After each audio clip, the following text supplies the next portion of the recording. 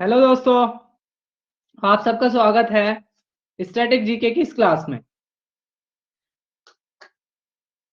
तो सबसे पहला क्वेश्चन है, डब्ल्यूटीओ की स्थापना कब हुई थी? तो डब्ल्यूटीओ, जिसकी फुल फॉर्म है वर्ल्ड ट्रेड ऑर्गेनाइजेशन, इसका काम होता है संपूर्ण विश्व के व्यापार से संबंधित नियमों को बनाना। इसने किसको रिप्लेस किया? गेट को, GATT,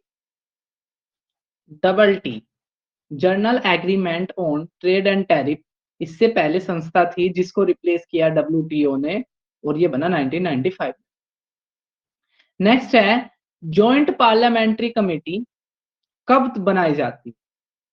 तो संसद के समक्ष पेश किए गए किसी विशेष विधेयक या किसी सरकारी गतिविधियों में वित्तीय अनियमितता के लिए मामले की जांच करने के लिए जेपीसी का गठन किया जाता है।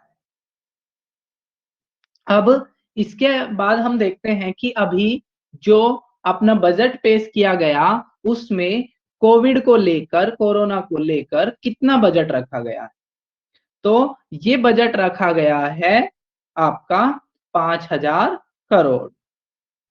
अब हम बात करते हैं आर्टिकल 25(1) की। अब पहले इसका कॉन्टेक्स्ट देख लेते हैं, किस कॉन्टेक्स्ट में है। दरअसल अभी एक मुद्दा बहुत ज्यादा चर्चा में है, मुद्दा है हिजाब को लेकर। ऐसा माना जाता है कि जो मुस्लिम धर्म ग्रंथ है कुरान, उसमें लिखा है कि एक मुस्लिम महिला को अपना सर ढक के रखना चाहिए, जो उसकी धार्मिक मान्यताओं के अंतर्गत। साथ ही साथ जो दूसरा इशू ये है कि जब जो आपके एजुकेशनल संस्थाएं हैं उनमें इक्वलिटी को तहरीर दी जाती है, समानता को। अब धर्म और समानता के बीच का विवाद हो गया है। कर्नाटक में कुछ जो कॉलेज हैं उनमें गर्ल्स जो स्टूडेंट है मुस्लिम धर्म की, उनको कहा जा रहा है कि उनको हिजाब पहन के नहीं आना चाहिए। लेकिन साथ ही साथ इशू है धर्म का, ठीक है।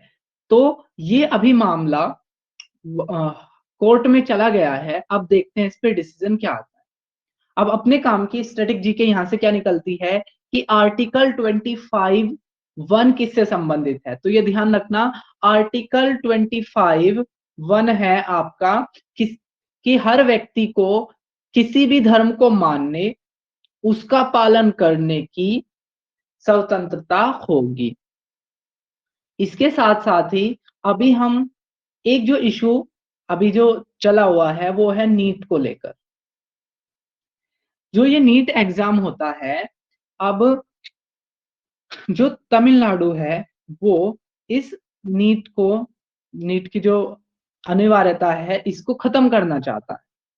इसको लेकर उन्होंने एक बिल पेश किया है और गवर्नर ने वो पुनः जांच के लिए भेज दिया है, पुनः विचार के लिए वापस भेज दिया है।